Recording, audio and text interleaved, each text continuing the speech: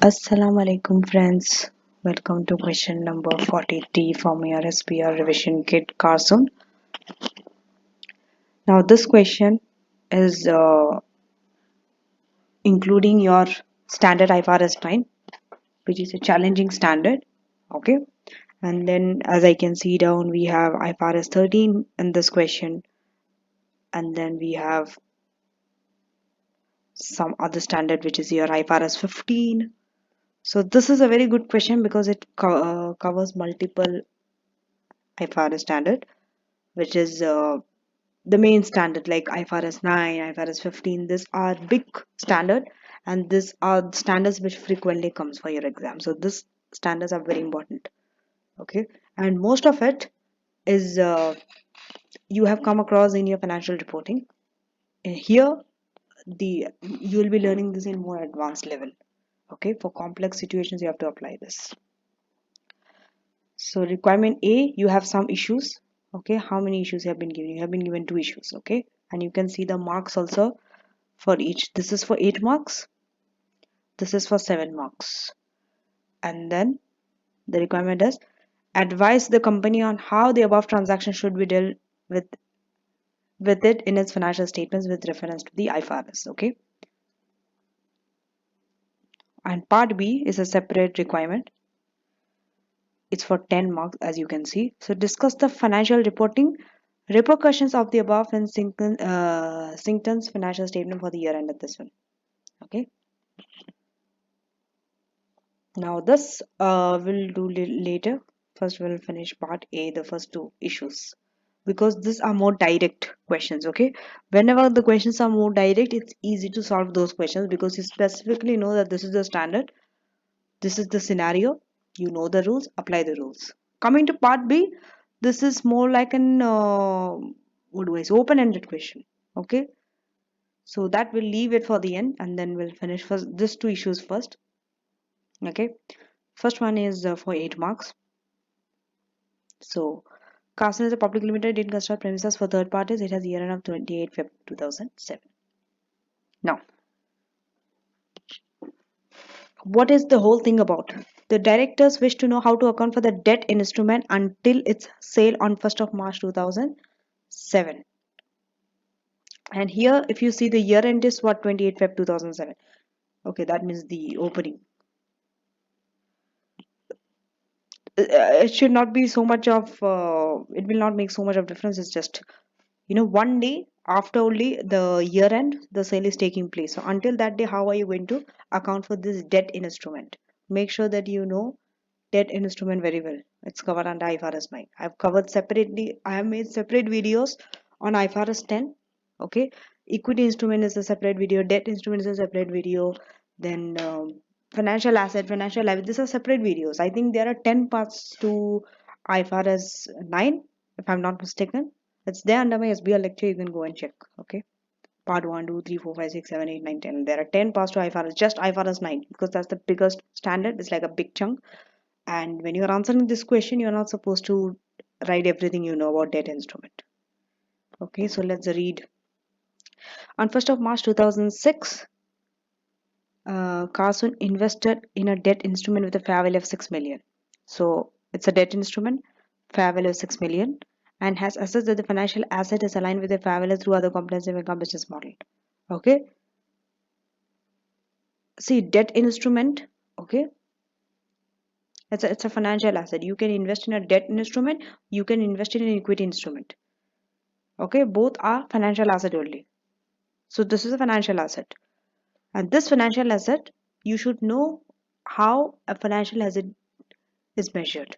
It could be measured fair value through other comprehensive income, fair value through profit and loss, or amortized cost. There are 3 ways to measure financial asset.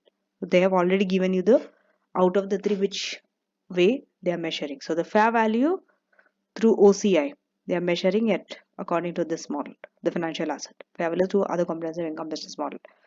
They have assessed, maybe it's incorrect, maybe you have to correct it for them. Okay, the instrument has an interest rate of 4%. It's a debt instrument, they will give you the interest rate.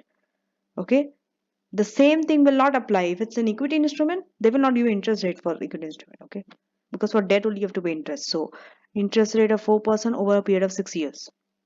The effective interest rate is also 4%. They will give you the effective interest rate as well, 4%.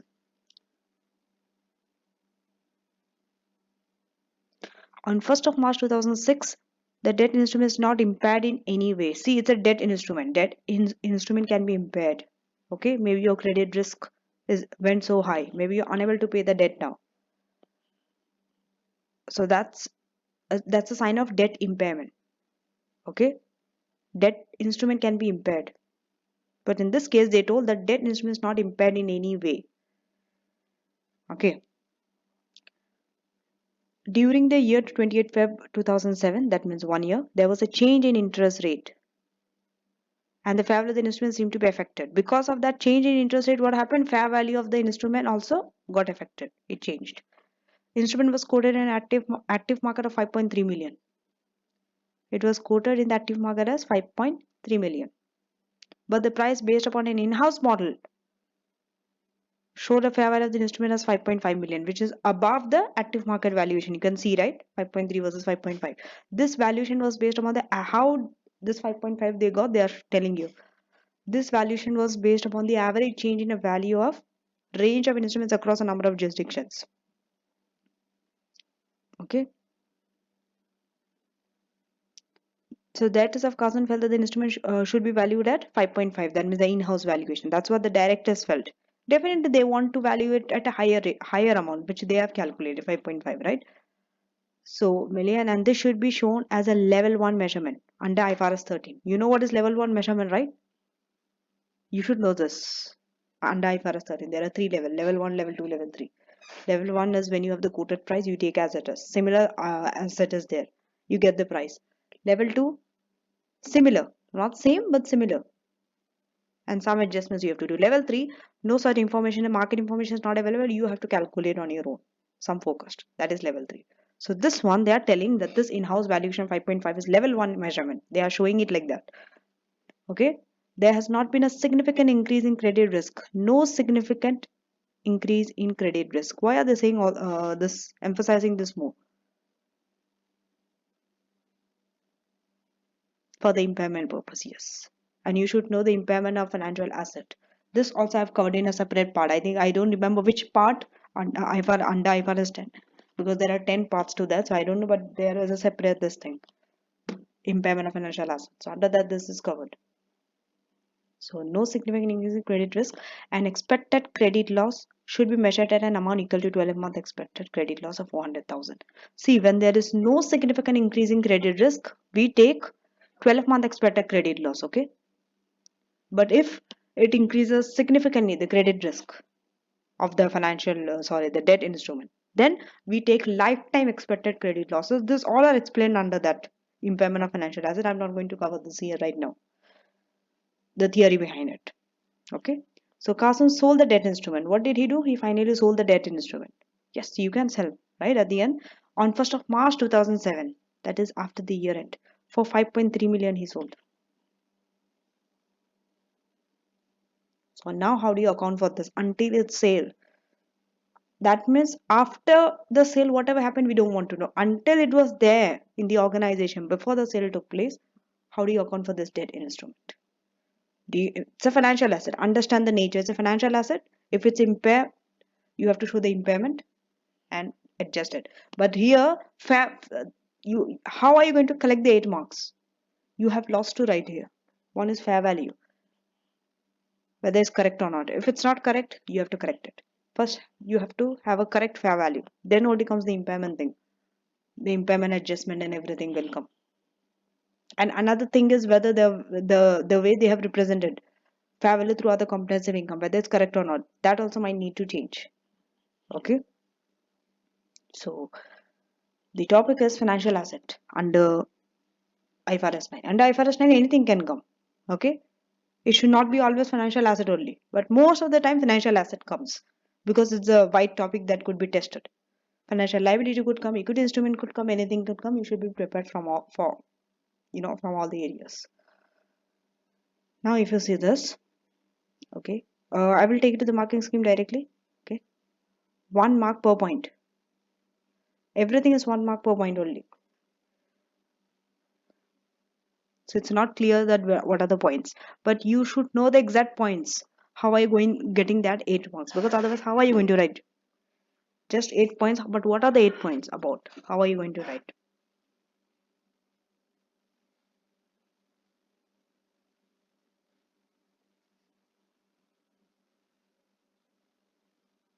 First point, okay, divide each thing in different paragraphs. The 8 points you are writing, 8 points should be written in different paragraphs.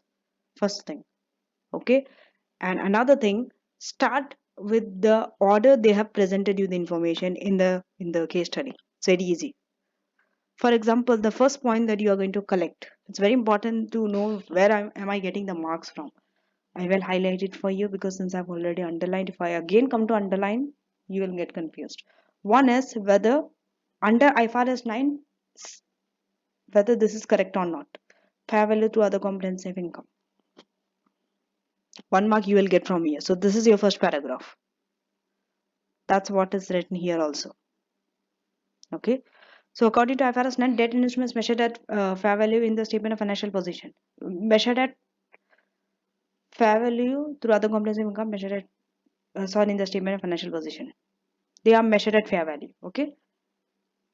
Definitely, it's fair value. Other comprehensive income means fair value only. If it was amortized cost, it was then it's a different thing. So if this is correct or not, you have to tell. Okay. Then interest income. Interest income is calculated using the effective interest rate. According to IFRS 9, tell all the calculation, the way financial assets should be calculated. Number one, fair value through other comprehensive income in the statement of financial position. Okay. Second, interest income is calculated using effective interest rate. This you have to write. How are you going to calculate interest income? Because it's a debt instrument, you will have an interest income. You're going to receive interest on that. So this is calculated using effective interest rate. And the fair value gain. What about the fair value gain and losses? The third is fair value gain and losses. This fair value gain and losses on this financial assets are recognized in under other comprehensive income. Three things. Okay. Debt instruments are measured at fair value through other comprehensive fair value through other comprehensive income. Yes. Interest income using effective interest rate. Gain and losses, the fair value gain and losses goes to OCI. This is the knowledge part from your IFRS 9. You are not applying this to the scenario right now. Application part didn't come. This is the knowledge part. First, you have to start with the knowledge part before you apply to the case study. What does IFRS 9 says? When you start an answer, you should always start with what a particular standard says about this measurement of financial asset. Okay, so this portion only, this much only you have to write out of the whole IFRS 9 that you know about. Don't start defining financial asset as this. Financial asset are measured using this. It could be measured 3 methods, amortized this, but in this case it is measured. No, you don't have to say all those things. It's not needed. Okay, and because they are talking about debt instrument, talk about debt instrument only. We don't want to know how equity instruments are measured or blah blah blah. Second paragraph is what?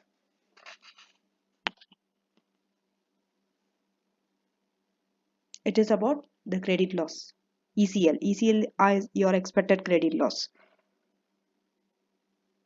Okay, so when you are having a credit loss, whether your amount of financial carrying amount of financial asset changes or not, that matters a lot. So your expected credit losses do not reduce the carrying amount of the financial asset. It do not reduce the carrying amount of the financial asset. It remains the same. The expected credit losses, which remains at fair value only. But instead, an amount that is equal to this allowance is recognized in OCI. So you are not adjusting your financial asset. The carrying amount remains the same at fair value. But what are you doing? That expected credit loss or that allowance you are setting for that, you are putting it under other comprehensive income. Understood? Understood? Why you are doing this? Why are you doing this?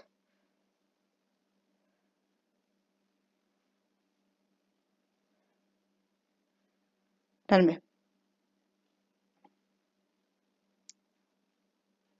1 mark you will get from this. Okay. Wait. Just let me write. Okay, 1 mark you will get from this. Why? Why is it this? This is the rule of IFRS 9. If you remember from your this thing what you have read, what did they tell you? They told you that, wait a minute, this is, wait. Yes, on this date it was not impaired in any way, and even though there's a credit risk, it did not increase. It did not increase significantly. Okay, because it did not increase significantly means, okay, it is in level 1 or stage 1. There are 3 stages for impairment: stage 1, stage 2, stage 3. This is in stage 1. When it is stage 1, you don't adjust your carrying amount of financial asset. Okay, that means you take the gross amount only. You're not taking the net amount. Okay, so whatever there are unexpected credit losses, allowance goes to OCI.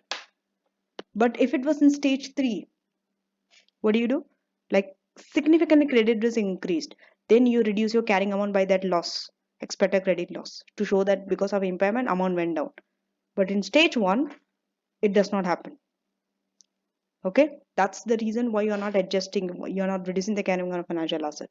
If you remember, if you can recall, your memory is sharp enough to recall, you will understand this point better. Otherwise, no issue, go back to that video and check this rule. Until you don't understand a point, I recommend don't go to the next step. Each thing needs to be understood very thoroughly. Because this is your practice session, you can make mistakes, you can change it, but in the exam you cannot do that. You cannot go back and change. You cannot check the answer. Coming to third.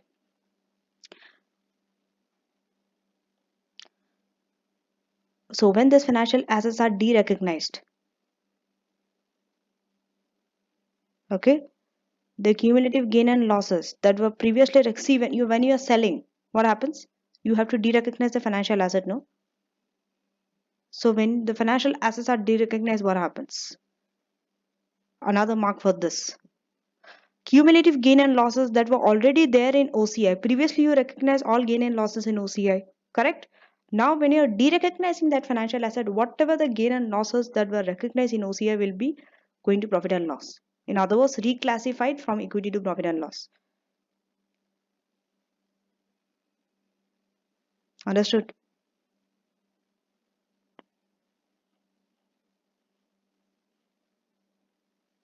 Then, coming to the fair value. Fair value we have locked, okay? So, fair value we can come towards the end. Now, the rest is for the fair value. This all are for the fair value part. First, you have to refer to your IFRS 13, then you have to bring this IFRS 13 to this instrument. Okay, so fair value of the debt instrument therefore needs to be ascertained at 28 Feb 2007 according to IFRS 13 level 1 input.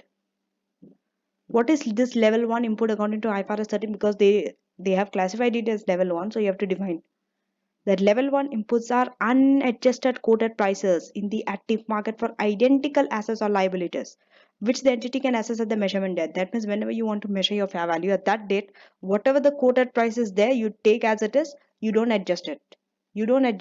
You take as it is because it's for identical asset. That is the meaning of level 1. Okay, so the standard says out that the adjustment to level 1 prices should not be made except in certain circumstances. The standard says you cannot make any adjustments to level 1 prices, but certain conditions are there, exceptions are there in certain circumstances. So it would seem that level 1 input is available, so there is no reason to use the in-house model. Understood? When level 1 input is there, quoted prices are available, as they have told that the fair value at this date is 5.3. There is no reason for you to use 5.5 million. Okay,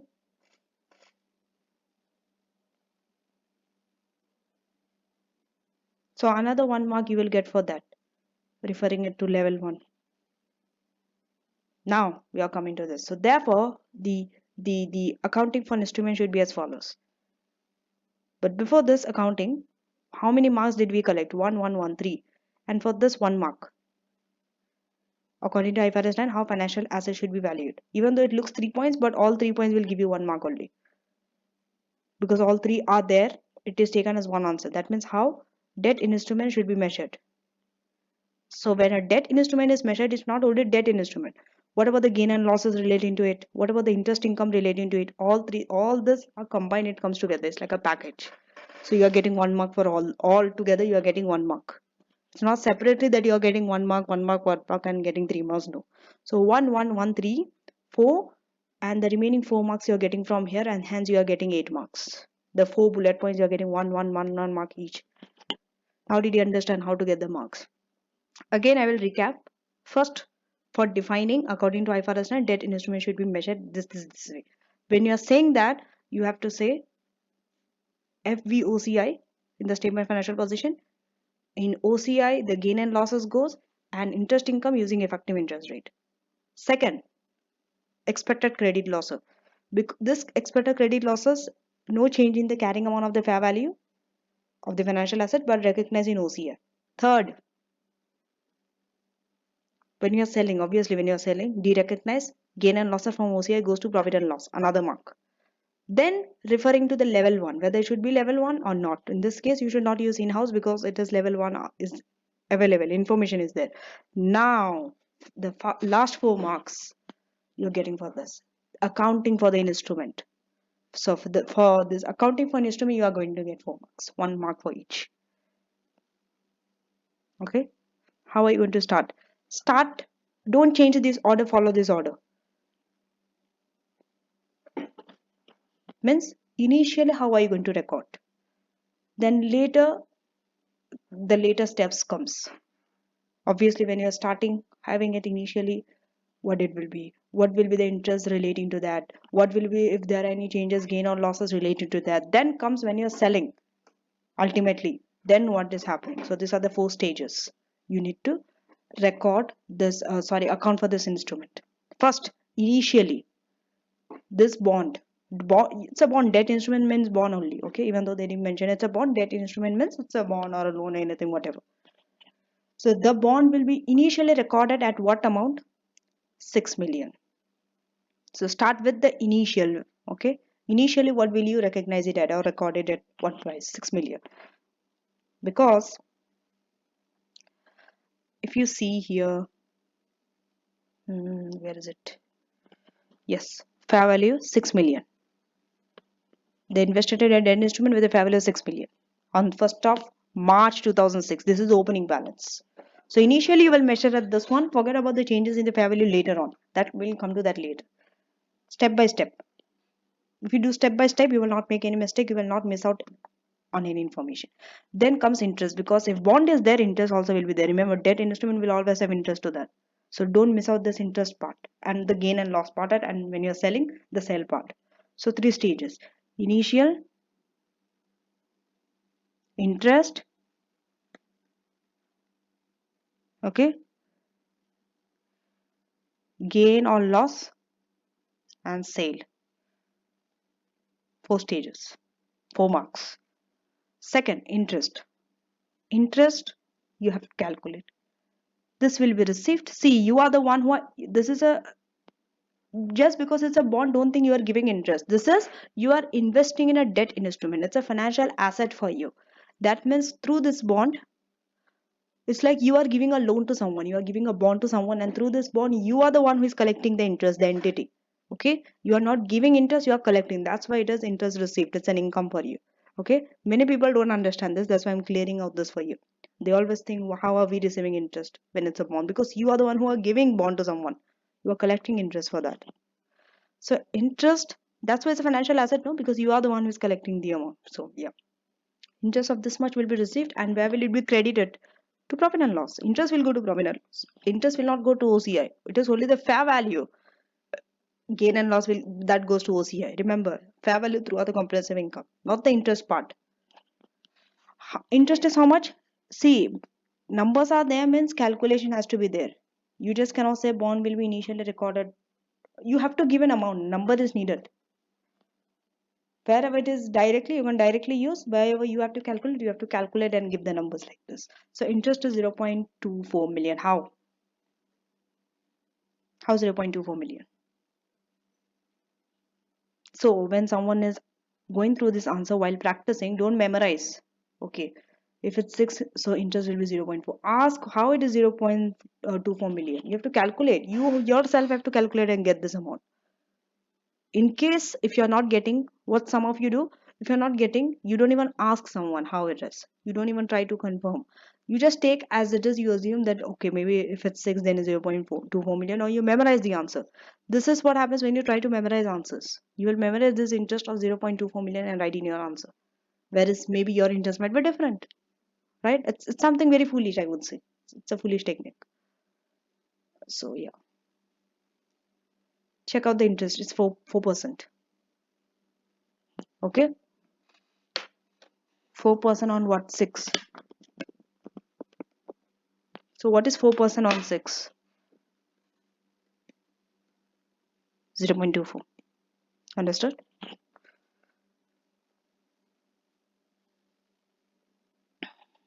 So that's how. Third, when you are gain and losses, changes in the fair value. So the bond will be valued. Remember, now you have to give the correct amount, because already here you have identified that level 1 input should be used. That means whatever the fair value is given. Here you are not going to say again level 1 input is going to use the out of, no. Directly just give the number. Halas, because discussion part already you have discussed it here. Why 5.3? Again, don't come and say why 5.3. So at Feb 2007, bonds will be valued at 5.3 million. The lower fair value, the fair value that is given from the market, not the one which you have calculated. So because of this, it will be a gain or a loss. Understand? It is 6 million initially. Now it went down to 5.3. It's a loss or a gain. This is a financial asset. So when value of an asset goes down, it's a loss. Loss of how much? Difference is 0.7. So there's a loss of 0.7 million. And where will it be recognized? That also you have to write. OCR or PNL. This is a must. Writing a loss of 0.7 million will not give you marks if you are not writing which place it will go to. Okay, and so will be charged as an impairment loss of 0.4 million. See, out of this 0.7 million, part of it will go to profit and loss, part of it will go to OCI. Understand this.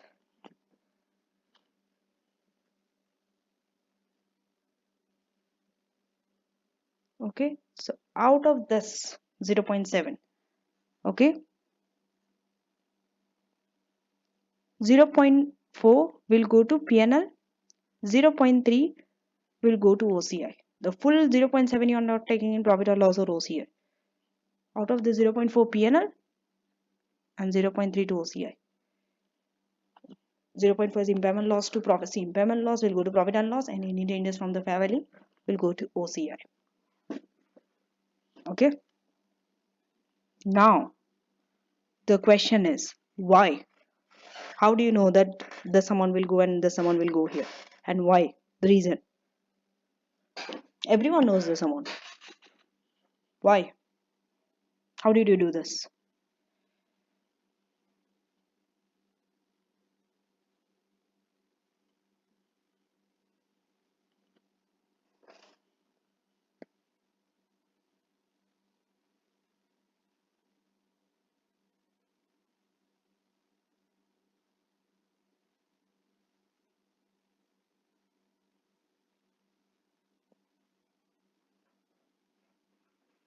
Tell me how. They have already given you, okay, 12-month expected credit losses as 400,000. That means 0.4 million, right? 400,000 you can, it is 0.4 million also, because 5.3 these are in millions. Okay, it's not 4 million, it's 400,000, less than a million. So 0.4 million if you have to write in terms of million. That's why this is an impairment loss. This impairment loss will not go in OCI. Remember, only any changes due to fair value will go to profit, OCI. Balance goes to profit and loss. So out of that, this 0.4 will go to, as an impairment loss, will be recognized in PNL. That's why 0.4 in PNL out of 0.7 and 0.3 in OCI. Okay, this credit loss. Understood?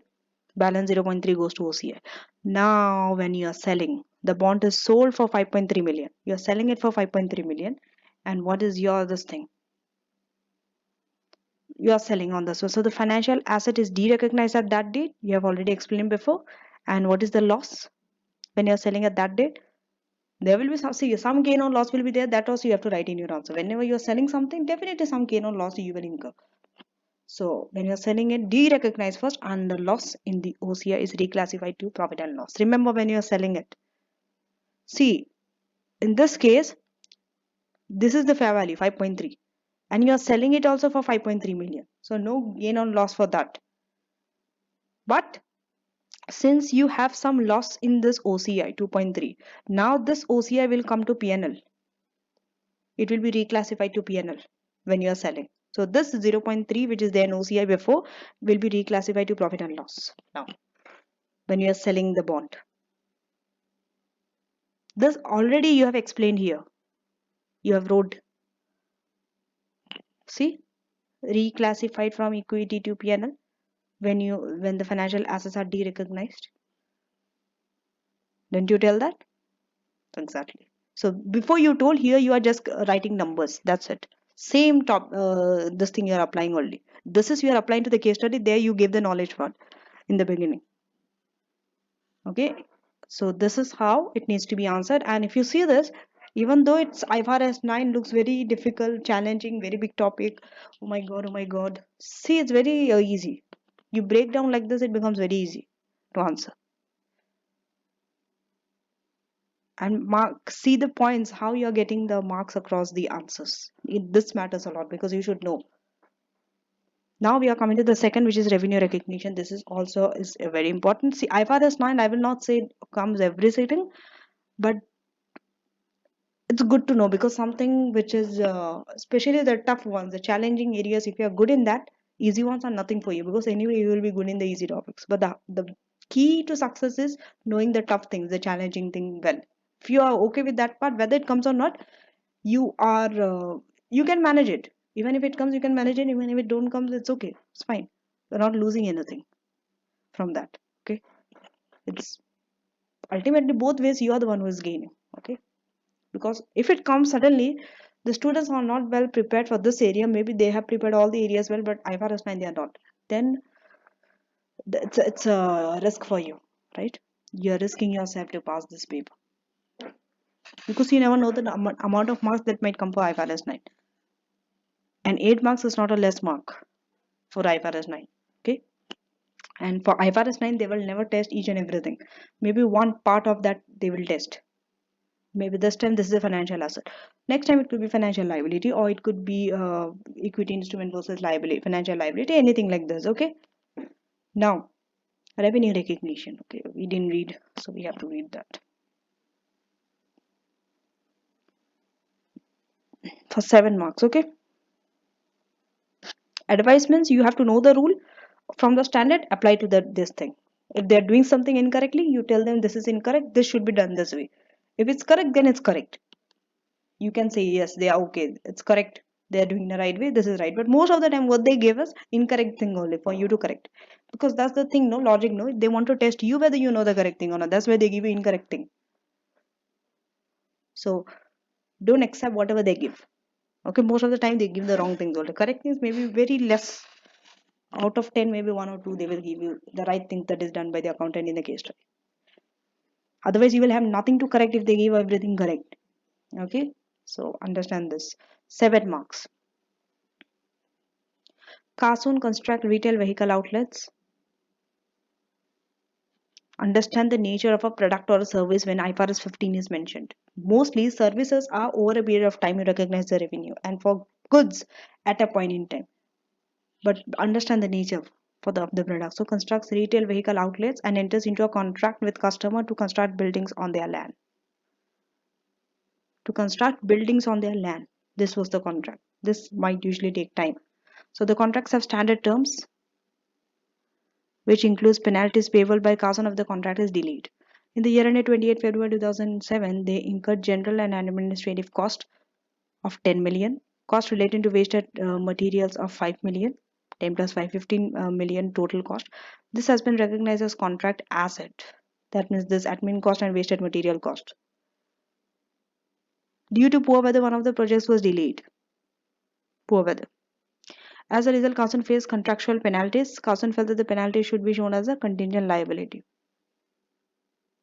Penalties. Additionally, during the year, they agreed to construct a storage facility on the same customer's land for 7 million.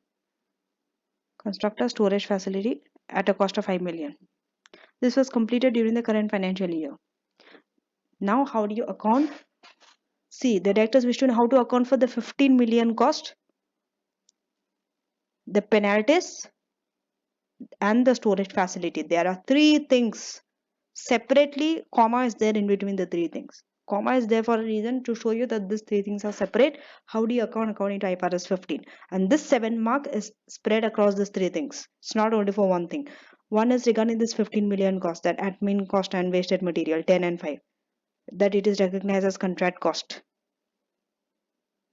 Then comes the penalty, whether contingent liability or not. Then comes the storage facility, the 7 million and 5 million cost. Okay. So 1 mark for each. So if you put 2 marks, 2 for each, it will be total to 6 marks. Maybe 1 mark somewhere extra you can put for one of the three things. Maybe somewhere it needs more marks. We'll see. So this is also something easy, because it is separated down. So when you're writing your answer, it has to be in paragraphs like this. How are you putting it in different paragraphs? Use 4 paragraphs, 4 separate paragraphs for this. First paragraph, rule from your IFRS 15.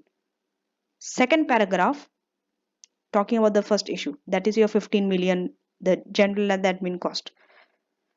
Third paragraph is about penalty. Fourth paragraph is about the storage facility. So you see, this is how you divide it in paragraphs. Once it is decided, start immediately with the rules. What does the rule says? Relating to the expenses, can you capitalize it as an asset? Okay.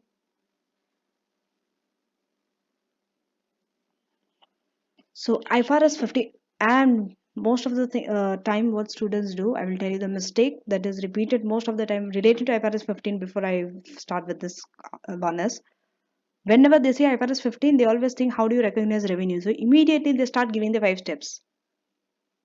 Contract is there, price terms are there, consideration is there, performance obligation is there, recognize. And then you recognize revenue over a period of time or at a point in time. These things are not needed in this answer. They didn't ask this. They have given you some things, whether it's correct or not, and you have to correct them. For example, admin cost, can you those are expenses, can you capitalize it? Then penalty, can you recognize it as a contingent liability? And the third issue was storage facility. What do you do with the 7 million and the 5 million cost? That is the question about, not about how do you recognize revenue or the 5 stages of revenue recognition, or discussion about over a period of time or at a point in time. So IFRS 15 specifies how to account for the cost incurred in fulfilling a contract. Didn't IFRS 15 tell you when there are costs that are there to fulfill a contract? Okay, how do you account for that? It told, so write it. This is where your knowledge part helps you. When you're going through a standard, you should know these things. How to account for cost incurred in fulfilling a contract which are not in the scope of another standard. That means this should not fall into another standard. What do you mean by another standard? Maybe this contract could be a lease contract, and maybe under the lease contract you are incurring some cost. Then you cannot deal it according to IFRS 15. It will go into IFRS 16. Okay, so that's why they told, if it is not in the scope of another standard, IFRS 15 says that to fulfill a contract, whenever some cost you have incurred, how do you account for that? So these are divided into those which give rise to an asset and those which are expenses incurred. There are 2 types of cost. One are expenses, one you can capitalize as an asset, because they are needed. Those expenses are needed for you to bring the asset to a proper condition, so that you can sell the asset or use the asset. In that way, yes, you can capitalize. So two types. So entities, so in this case you have to see entities will recognize an asset when cost incurred to fulfill a contract meets certain criteria. Okay, you will recognize an asset when when when costs that are incurred to fulfill a contract meets certain criteria. What is it? One of which is that the costs that are expected to be recovered. Costs that are expected to be recovered. If yes, then you take it as an asset. You can capitalize it as an asset. If no, you cannot take it as an expense. So for cost to meet the expected to be recovered criterion, they need to be either explicitly reimbursable under the contract or reflected through the pricing of the contract and recoverable through the margin. Okay, to say that the costs are meeting this criteria, that they are expected to be recovered, they either need to be explicitly reimbursable under the contract. That means you can reimburse this cost under the contract. Okay, you have to say that if these things are happening, I will be able to reimburse this cost. I'll be able to recover this cost back. Under the contract it should be said, or it is reflected through the pricing of the contract and recoverable through the margin. Maybe some margin you have set when you are pricing the contract so that you can recover this amount. Understood? So now that is the rule. Rule is over. Apply this to the general and admin cost. Can you capitalize or not? This cannot be capitalized. General and admin cost cannot be capitalized. Why? Unless these costs are specifically chargeable to the customer under the contract. If it is specifically, that means for this contract specifically you are incurring this general and admin cost for that customer under the contract, yes, capitalize. Otherwise, if it's a common type of cost that no matter whether the contract is there or not, this cost will be there for any customer, then you cannot capitalize it as a asset. Similarly, wasted material cost, they are expensed. 5 million. Why? Whatever the contract is, you will waste some material. It is common to everyone, not only with that particular. It's not specific to that customer only that you are incurring this wasted material cost. So these are expensed. You cannot capitalize them. Okay, because you cannot charge them to the customer where they are not chargeable to the customer.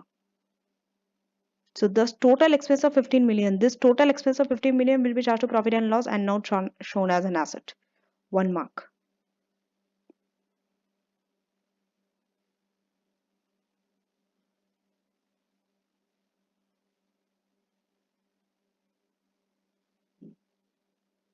Coming to penalty. What is a kind of penalty is? It's a form of variable consideration. There are many types of consideration. It could be fixed, it could be variable, it could be contingent based on some condition. This is variable. Penalty can change. We don't know what is the amount of penalty. That's why variable. So the penalty payable should be estimated and deducted from the transaction price. When you know that this is a penalty, deduct it from the transaction price. When do you deduct it from the transaction price? If it is highly probable that a significant reversal in the amount of this, write this thing as it is. You need to memorize this a bit. Okay, if it is highly probable that a significant reversal in the amount of revenue recognized will not occur, then the uncertainty is resolved. What does it mean? That means you have recognized a revenue. Okay, understood? You have recognized a revenue, let's say 5 million. And once this uncertainty is resolved, this issue is resolved, let's say penalty, there's a high chance that when that uncertainty is resolved, let's say penalty, this 5 million revenue should not change significantly, it should not reverse. That means revenue should not become something loss. Okay, it should be 5 million only. For example, your penalty cannot be 6 million, because if your penalty is 6 million, if you deduct 5 minus 6, it becomes -1. So that means there should be high probability that even if you are charging penalty, this significantly this revenue that you have recognized should not reverse. It should remain. Maybe here and there amount might change little, but not significantly, it should not reverse. And that probability should be high that it's not going to reverse. Then you deduct it from the transaction price.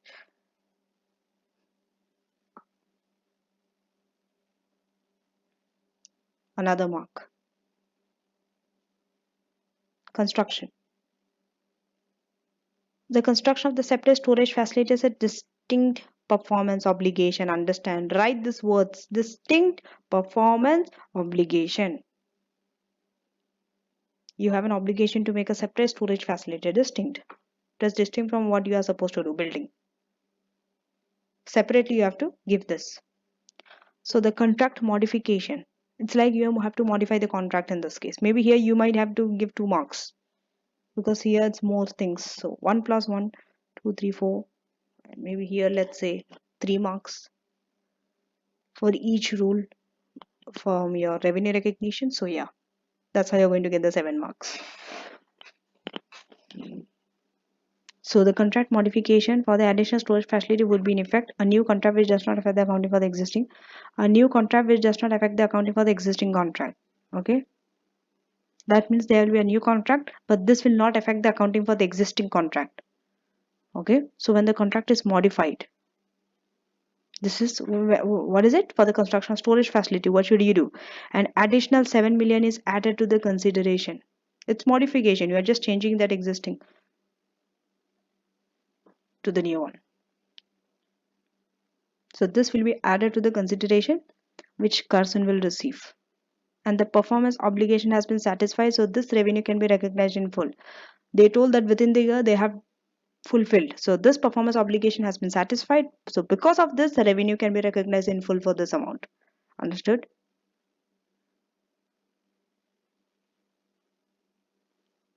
Because if you see here, they have clearly mentioned completed, okay, for 7 million.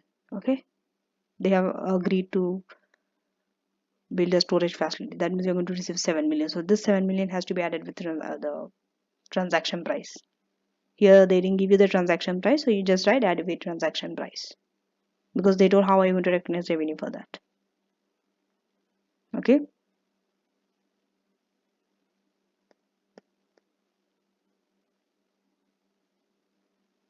So this things contract modification and all is also covered. You should know when a new contract is taking place, when the contract is terminated or things like that, then how to account for that. This also you have to know under the contract because it is customer with contract, so anything can happen to contract. What are you going to do when you're going to fulfill a contract with the cost? Okay, when you're changing the contract, terminating the contract, relating to anything related to contract, you need to know this.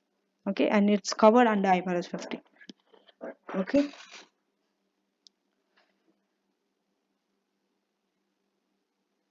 So now we are going to part B for 10 marks. Financial reporting implications. Again, we'll read this. Part B. Discuss the financial reporting repercussions of the above. Maybe from reading the requirement, you don't understand what is the main topic, main theme of the question. What is it about? It's not about a particular standard. So how do you know? Read the case study, you will understand. Okay. I'm not going to tell you from before because if I tell you from before, then you will not think what is it about. So I'm going to take you through the case study and then you will identify what is the topic about. And because it's for 10 marks, that means you need to be very well prepared for this topic, whatever they have asked. Carsoon knows the entire share capital, a company that operates in the manufacturing industry. And also, reporting date of this one, heavy rain in the month before the reporting date caused several rivers surrounding to burst their banks. As a result, they only own building in which its factories and head office house was flooded. They only own building in which its factories and head office functions house was flooded. At the start of the reporting period, the house was believed to have a remaining useful life of 20 years. So they are talking about rain here. Something should flash in your mind, something, you know. If you are knowing, keep it to yourself. At the end of this, I'm going to tell you what is it about. Flood damaged the key plant and machinery as well as some finished goods damaged. Production did not cease, but production volumes declined by 2/3. Inventory was not insured for flood damage, but the machinery was. Directors believe it is probable that the insurance will compensate for the machinery damage, but there is a doubt about the amount of insurance proceeds that will be received. Doubt. about the insurance proceeds that will be received. Confirmation will not be received from the insurance until after the authorization of the financial statements. As a result of the flood, they expect to make an operating loss in the next financial year. The flood has caused strain on cash flow, and the board of directors believe that they will need to make some staff redundant. However, no firm redundancy plan has been drafted. Directors are worried about the increasing incidence of flood and expect to move to a new premise in the 5 years' time. This is all about flood. Heavy rain and then flood came and it affected, and some were insured, some were not insured. They are not sure about it. Operating losses they are going to incur because they are made to make the staff redundant. So, what is it about? What is that? Two important words. Exactly. This is a current issue question. And a current issue question you are going to get in your exam no matter what. One question is fixed for this current issue. You are going to get a question on current issue. So we very prepared for current issue. That's my last lecture in fact. Before I did the questions, this was my last. So under my SBR lecture playlist, you can go and check current issue. One video is only there on current issue. All the current issues are covered there. All the exposure draft, practice statement, management commentary, the three current issues were there. In the latest textbook, there are three current issues I have covered. One is natural disaster, one is cryptocurrency, other one is initial coin offering. These were the three current issues for this time. So this is which one out of the three? It's not cryptocurrency, it's not initial coin offering, it is natural disaster. Right? So for natural disaster, how do you account for that? I have clearly explained you in my lecture in detail. So if you watch that video, this should be easier for you then. I don't think you need my help here to answer this. So now you have to tell how it is going to have a repercussions, an issue, a problem in the financial statements because of this flood. But you cannot say now you are going to make a loss. Okay, then employees are going to be, there will be staff will be redundant, so employee turnover will increase. No, they're not asking this. You have to use a standard, how a particular standard when you're measuring something is going to get affected. That is what they are asking for. So current issue, it looks open-ended topic, but when you're answering, you have to be very specific in your answer. It cannot be general answers you cannot give. For example, you cannot say machinery is not insured, so you cannot report in the financial statement. You cannot write answers like this. That's not what you're supposed to do. I don't think you have come across anywhere where we answer like this. We always answer using some standard, and we are always specific. So for 10 marks, 1 mark per each point means you have to give 10 points. Okay, financial reporting implications. How are you going to get the 10 points? 2. Okay, we'll see how many standard will get affected from natural disaster. I have already covered that in my lecture. Again, before I go to the full answer, break down the standard that is going to get affected. Number 1, number 2, write it in different paragraphs. So first is IS 36. This is going to get affected. Why? Impairment. IS to inventory, because you have some inventory that will get damaged. Then we have IS 37, that is provision. Anything to do with disaster, anything natural, something, provision will come into place. Okay, how many standards? 3 standards. Then what is it? Then we have IS 8. Why? Because your accounting policies might change, your estimates might now change. And then we have IS 1, your presentation. Going concern issue will be there now. So how many standards? 1, 2, 3, 4, 5. 5 standards got affected. 5 into 2. 10 marks. Come on, you cannot give 10 standards. Okay, it's not practical to give 10 standards, because even in my lecture also I didn't cover 10 standards. So 5 standard is enough. 10. So give 5 standards, explain it well, get 2 marks for each standard that you've explained, and give the 10 marks. Very simple. It is very simple. Current issue is one of the easiest topic, because it is very this thing, they cannot vary the question. Whatever the current issue is given to you, only out of that only they can ask you. It's mostly knowledge thing, the current issue. If you know this, you know it is like that. So variety is not there so much in the current issue. So that's a good thing to get marks. So easily you can get this 10 marks. Start with IS. Now This you can start in any order. How many standards are given? IS 18, 37, IS 2, IS 36. Any order you can answer this. Okay.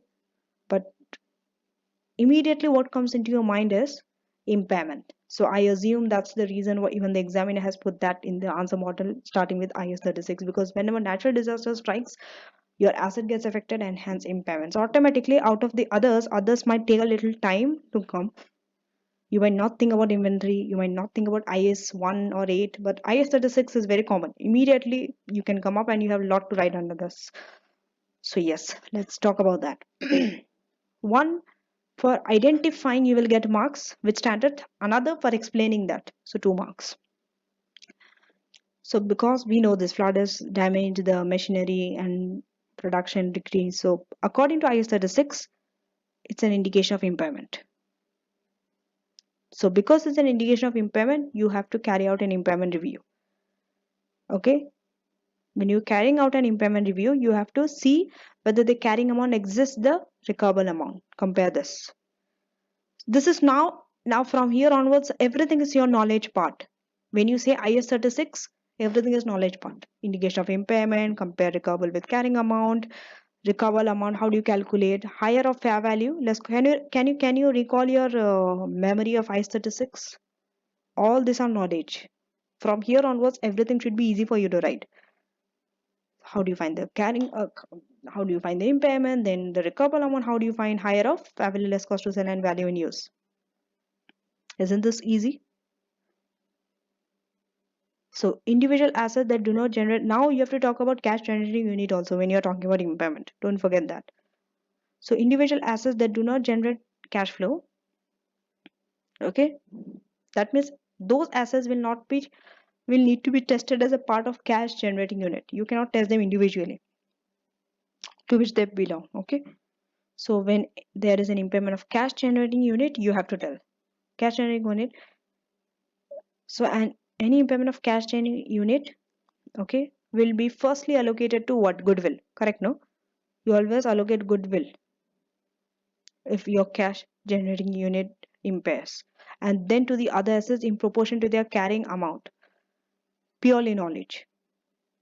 You're not applying anything to the case study. Only thing is you identify that this will get affected. No asset can be impaired below the higher of zero and its recoverable amount. What does it mean? That means when you are impairing, okay, when you are reducing the carrying amount with the impairment, it can never fall below zero. It can never be negative. Maximum it's a zero or the recoverable amount, whichever is the higher.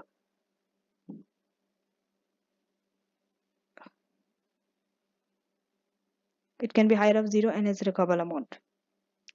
Sorry, no asset can be impaired below the higher of zero and its recoverable amount. Below, it cannot fall below.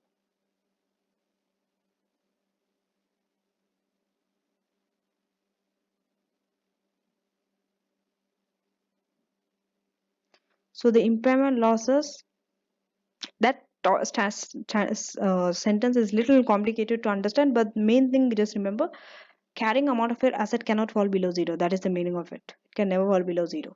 Can be zero max. It cannot be negative with the impairment. That is the meaning of this thing.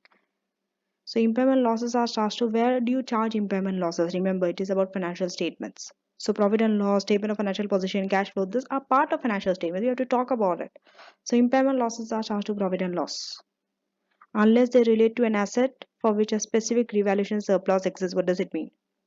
That means before this impairment loss, there was some revaluation surplus was there. Revaluation surplus for asset goes under other comprehensive income. So if there is other comprehensive income, there is some uh, this specific revaluation is there for that asset, then if you are incurring any impairment loss, that will go to OCI, not profit and loss. That's why they don't, unless they relate to asset for which a specific revaluation surplus exists. That means that asset which was impaired now, previously it was revalued, it went up, so that went in OCI, that revaluation gain. So now profit and loss up to that amount of gain will go in OCI and the balance will go to profit and loss.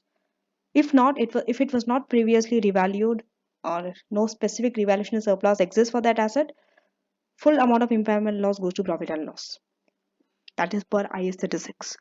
Moving to the next standard, IS2 inventory. This should be easier. The rest all are easier to answer. They are short. Only IS 36 has lots of things because it talked about individual asset, then it talked about cash generating unit, then it talked about where the losses will go. So, inventory. This must be valued at the lower of cost and net realizable value. Okay, we know that, correct? So, what about the damaged inventory? If the damaged inventory cannot be sold, then it should be written off entirely. You have to write it off, and any loss charged to cost of sales, sorry, and the loss is charged to cost of sales in the statement of profit and loss. But if that inventory can be fixed and then resold, then the necessary cost should be factored in when determining net realizable value. Then whatever the cost is there for you to sell it, you have to take it into account when you're determining the net realizable value. IS 37.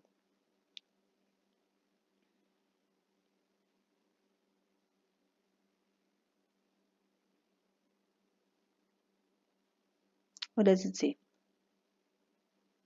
Under IS 37, we don't want provision, we don't want contingent asset. Sorry, we need to know this contingent asset and provision. Sorry. Just so IS 37.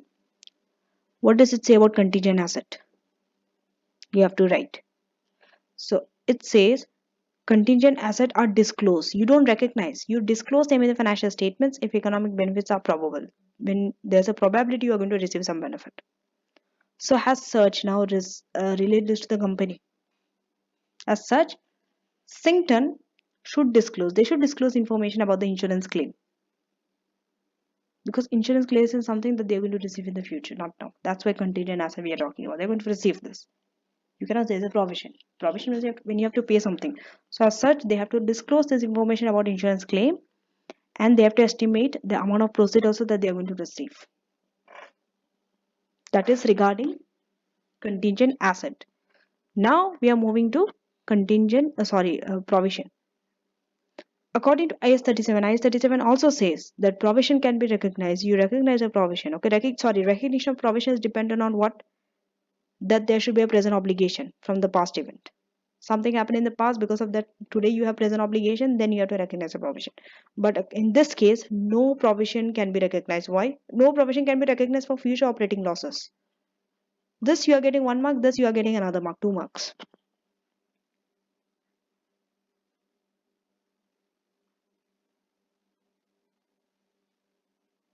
Okay, wait a minute. See, even if it's not 2 marks for each, maybe some mark will be 1 and some will be more than 1 mark. Maybe this might go 3. So that in that way also marking can be done.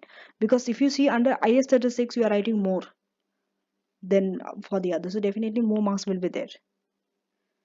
One is individual asset cash generating unit and about the impairment losses. So yeah, 3 marks can be given. So yeah.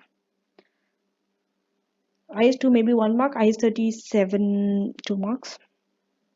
Okay, rest all is 1 mark. This is 1 mark, this is 1 mark. So how many? 1, 2, 3, 4, 5, 6, 7, 8, 9, 10. Yes, you are getting the 10 marks.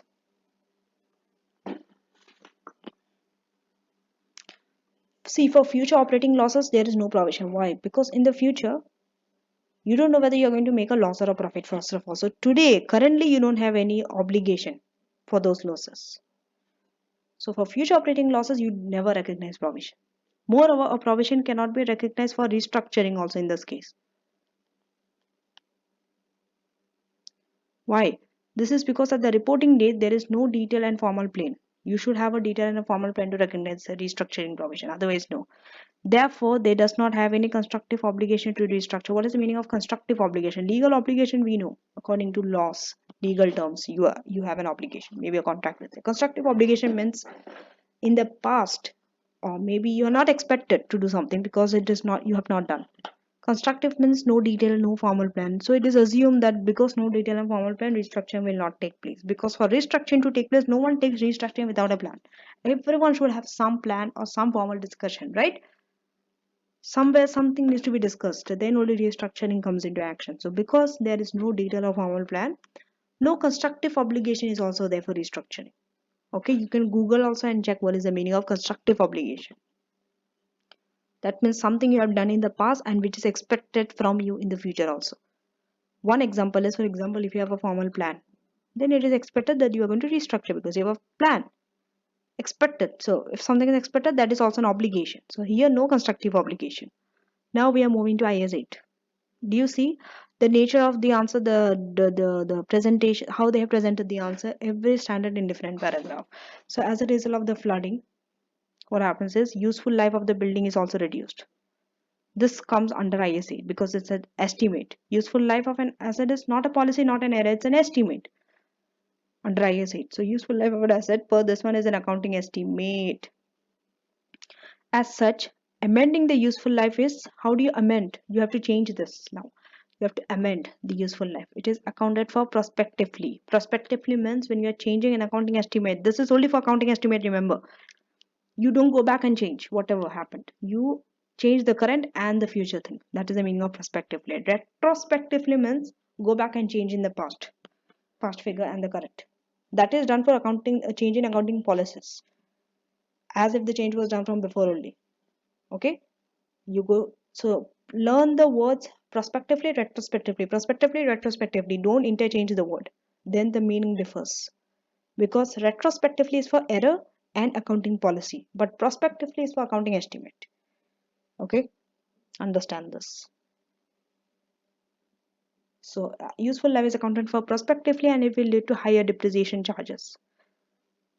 Why high depreciation charges? When your useful life, let's say 10 million is your cost. Earlier your useful life was 10 year. So the cost was 1. Now it reduced to 5. So it will become now 2. You see your depreciation increase from 1 to 2.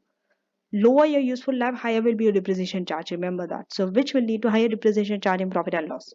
Because depreciation charges goes in profit and loss. And so for the, okay, high depreciation charge in profit and loss for the remainder of the current period and in future period. In the current and the future period it will change. Understood? For the remainder of that. Past period, nothing to do. Don't touch that. And IS1, 1 mark. Cash flow problems may give rise to going, because you're having cash flow problem means what? Your going concern uncertainties will give rise to that. So according to IC, you always have to write a specific standard. You just cannot say cash flow problem is there, so liquidity problem will there, or it's going to affect the business, may not continue. Yes, all those are okay, but what about specific standard? That has to be mentioned in the answer for you to get the marks. So IS1 says they state that going concern should be disclosed. You have to disclose in the notes to the financial statements. What do you have to do according to standard? You have to tell. Now let us count the marks. So it looks like IS1 will be 1 mark, IS8 1 mark, provision will be 2 marks because one is for insurance claim, the contingent asset, the other one is for the provision. Or let's say 3 marks also maybe, because one is for restructuring and the other one is for this thing, operating losses. So 3 marks, so 3, 1, 2, 3, 5 marks are gone. Inventory 1 mark, 6 marks.